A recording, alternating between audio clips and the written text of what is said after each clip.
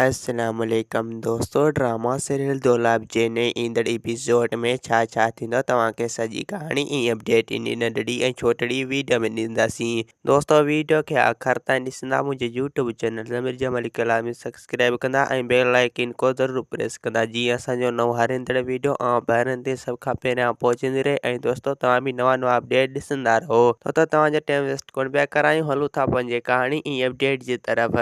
दोस्तों, हाणे तव्हां ॾिसंदो त रेस मंसूर जेको आहे हाणे सिधो वेंदो रैदन वारनि ॾे। रैदन वारनि खे चवंदो त तव्हांखे हाणे कीअं बि करे हाणे फ़ैसिले लाइ राज़ी थियणो पवंदो। अगरि जेकॾहिं तव्हां फ़ैसिले लाइ राज़ी न थिया आहियो त पोइ मां हितां न वेंदुसि। रैज़न चवंदो त रेस मंसूर, असां फ़ैसिलो ज़रूरु कंदासीं, रुॻो तूं मुराद वारनि खे राज़ी कर ऐं तूं असांजे विच में इंसाफ़ कर। अगरि जेकॾहिं तो इन फ़ैसिले में इंसाफ़ न कयो त पोइ असां विच फ़ैसिले तां उथी वेंदासीं। ऐं ककर चवंदो त रेस मंसूर, असां इन फ़ैसिले ते कॾहिं बि मुतमिन न थींदासीं। रेस मंसूर चवंदो त ककर, अव्हांखे मां मुतमिन कंदुसि ऐं अव्हांखे बि हिकु मां कंदुसि, रुॻो तव्हांखे फ़ैसिले ते अचिणो पवंदो जेॾी महिल मां तव्हांखे टाइम ॾींदुसि। ऐं ॿिए पासे दोस्तों, हाणे तव्हां ॾिसंदो त रेस शाहनवाज़ जेको आहे रैज़न वारनि जे मथां केस हणी छॾींदो। उन्हनि खे चवंदो त इहो हमिलो जेको आहे तव्हां कयो हो ऐं सॼी FIR दाख़िल कराए छॾींदो ऐं पुलिस खे बि चई छॾींदो।